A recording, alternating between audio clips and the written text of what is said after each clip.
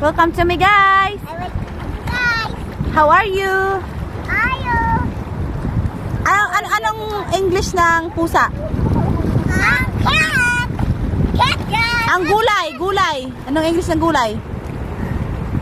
Vegetables. Yung ibon. Bird. Nawahin mo.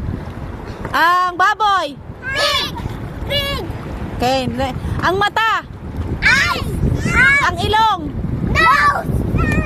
Ang tunggan. Ears. Ang ipon. Bird. Ang ipon. Bird. Oh! Arabre, tagang pagawang ko na eh. Ayun, pag-iyon na akong ngipon. Te, yun dyan bird. Ala.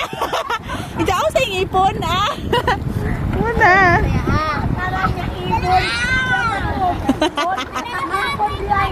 Ngipon.